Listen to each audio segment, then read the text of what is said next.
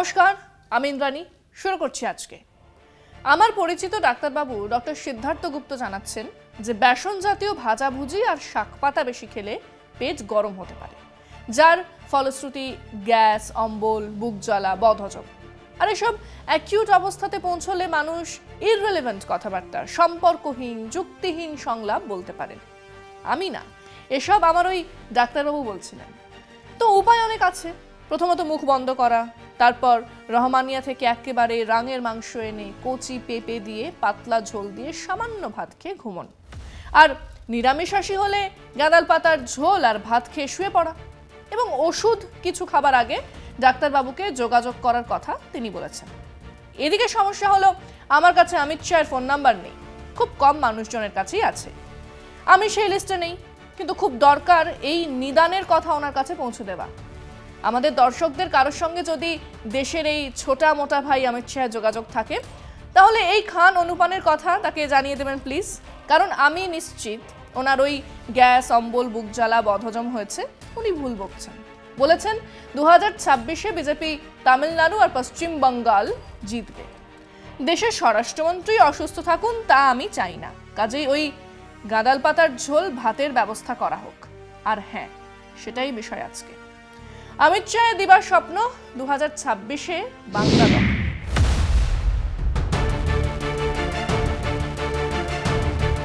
আগামী বছর রাজ্য বিধানসভা নির্বাচন, কিন্তু এখন থেকেই প্রধানমন্ত্রী নরেন্দ্র মোদী, কেন্দ্রীয় স্বরাষ্ট্রমন্ত্রী অমিত শাহ সহ বিজেপির কেন্দ্রীয় নেতৃত্ব রাজ্য সফর শুরু করে দিয়েছেন।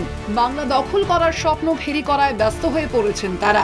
2021 সালেও একইভাবে বাংলায় ঘুরে বেরিয়েছেন মোদী শাহ বাহিনী, কিন্তু তাতেও শোচনীয় পরাজয় মেনে নিতে হয় কেন্দ্রের শাসক দলকে। 2026 সালের বিধানসভা ভোটের দামামা বাজাতে গিয়ে ফের অমিত শাহ কলকাতায় দলের এক কর্মী সভায় বাংলায় ক্ষমতা দখল করার হুঙ্কার ছেড়ে দিয়েছেন। আপাতত বাংলা বিজেপিতে চার মাথা: সুকান্ত মজুমদার, শুভেন্দু অধিকারী, দিলীপ ঘোষ ও সৌমিক ভট্টাচার্য। এদের সঙ্গে রয়েছে বেশ কিছু উপগোষ্ঠী। সবার সঙ্গেই সবার লড়াই। সে লড়াইতে সাধারণ মানুষের স্বার্থ নেই, সম্পর্ক নেই রাজ্যের শাসক বিরোধী আন্দোলনের। নেতারা নিজেদের গোষ্ঠী নিয়েই ব্যস্ত। দিলীপ ঘোষ আবার অতি সম্প্রতি রাজ্য বিজেপিতে ব্রত। তবে রাষ্ট্রীয় স্বয়ংসেবক সংঘের প্রাক্তন প্রচারকের নিজস্ব অনুগামী রয়েছেন, তাদের নিয়ে তিনিও নিজের মতো চলছেন। অন্য দল থেকে ভাগ্যান্বেষণে পদ্ম শিবিরে নাম লিখিয়েছিলেন যারা, তাদের মধ্যেও হতাশা দেখা দিয়েছে।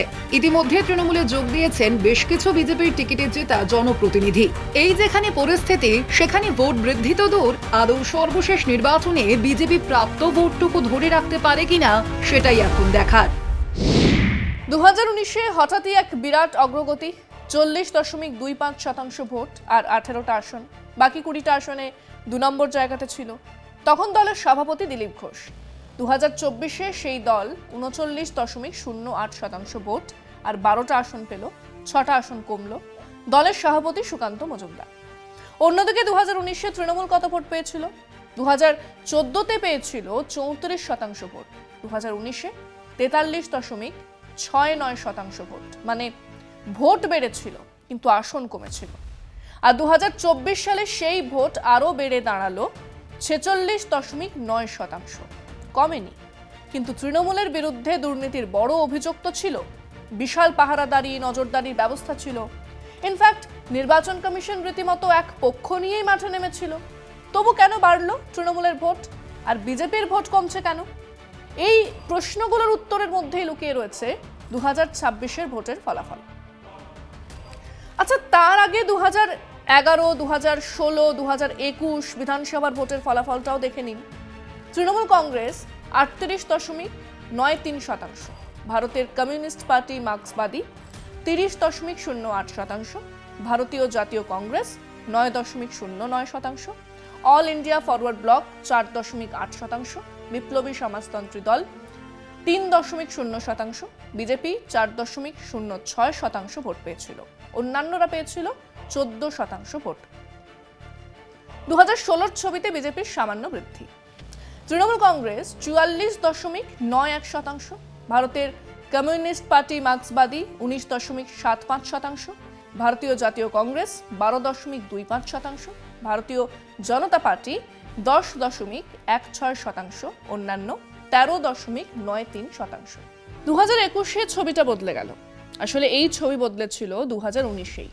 সর্বভারতীয় তৃণমূল কংগ্রেস 48.02%, ভারতীয় জনতা পার্টি 38.15%, ভারতের কমিউনিস্ট পার্টি মার্ক্সবাদী 4.73%, ভারতীয় জাতীয় কংগ্রেস 2.93%, অন্যান্য 6.17%।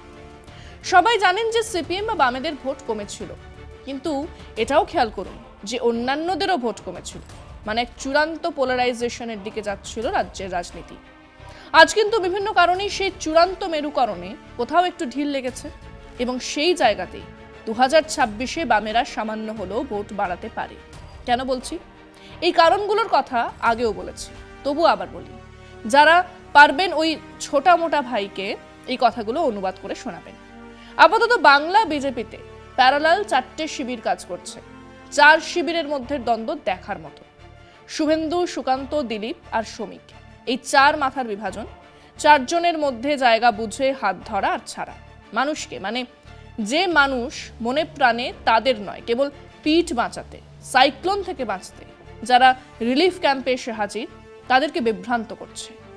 কিছুদিন আগে পর্যন্ত যে ন্যারেটিভটা সেট হয়েছিল যে বিজেপি পারবে তৃণমূলকে হারাতে, সেখানে মানুষের আপাতত বিশ্বাস বিজেপি আর যাই হোক তৃণমূলকে হারাতে পারবে না, বা বিজেপি তৃণমূলকে হারাতে চায়ও না। এমনকি দলের প্রাক্তন সভাপতি তথাগত রায় এই কথা প্রকাশ্যেই বলেছেন। 2, ওপর থেকে তলার সারির কর্মী নেতারা এই 4 শিবিরে স্পষ্টভাবে না হলেও 3 শিবিরে বিভক্ত, যাদের একসঙ্গে এনে দাঁড় করানোর মতো নেতা নেই। 3, বিজেপির বহু নেতা যারা অন্য দল থেকে এসেছিলেন তারা হতাশ, তাদের এক বিরাট অংশ তৃণমূলের সঙ্গে যোগাযোগ রাখছেন। 4, কেন্দ্রীয় সরকার মানে মোদিজির সরকার এখনো এমন কোনো কাজ করেনি যা ভোটারদের বড় অংশকে বিজেপিতে ভোট দিতে অনুপ্রাণিত করবে। 5, মোদিজির আকর্ষণ কমছে, হু করেই কমছে।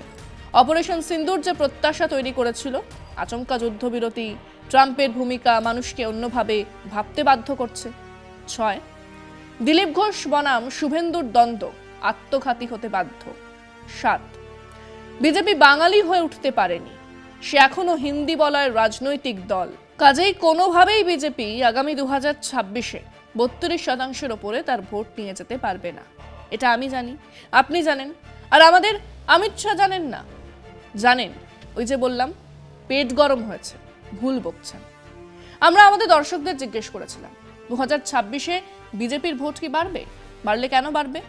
আর না বাড়লে কেন বাড়বে না? শুনুন মানুষজন। বিজেপির সংগঠন সেরকম নাই, শুধু মিটিং মিছিল জারি রেখেছে। মিটিং মিছিল জারি রেখে তো সংগঠন করা যায় না।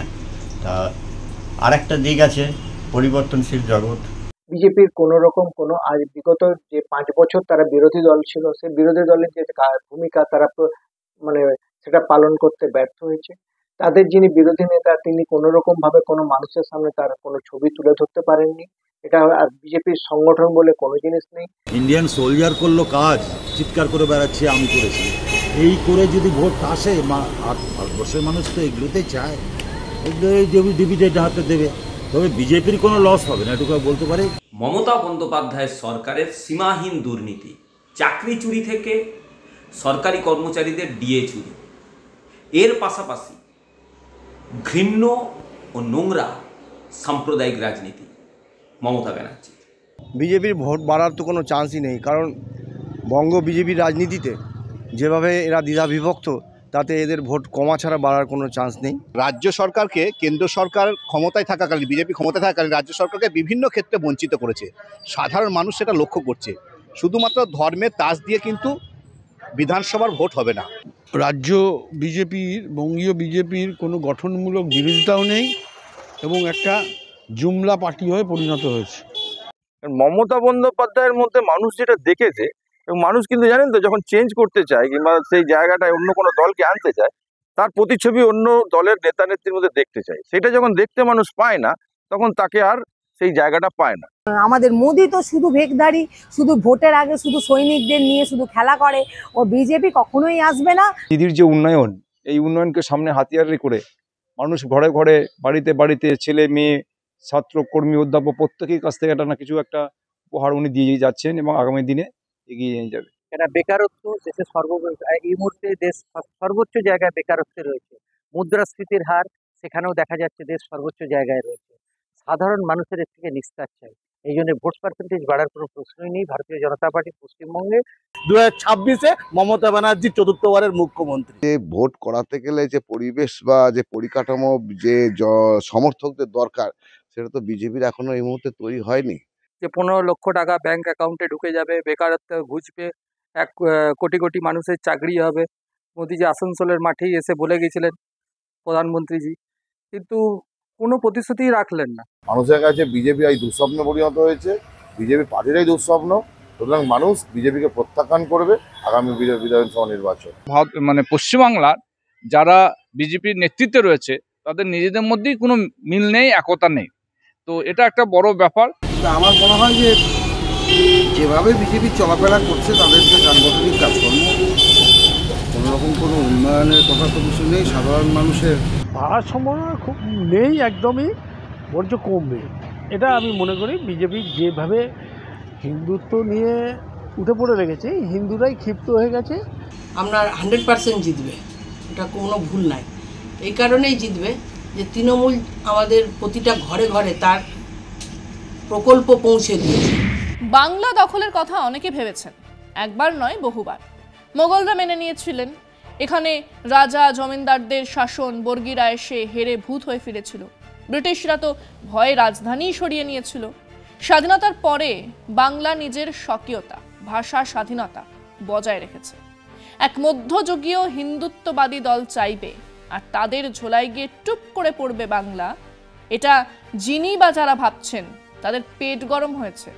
এই বাংলাতেই গাঁদাল পাতা পাওয়া যায়, হালকা পাতলা ঝোল করে খেয়ে বিশ্রাম নিন। 2031-এর প্রস্তুতি নিলেও নিতেই পারেন, 2026 হবে না। আজকে এ পর্যন্তই। দেখতে থাকুন কলকাতা টিভি, রাত 3, 7 দিন।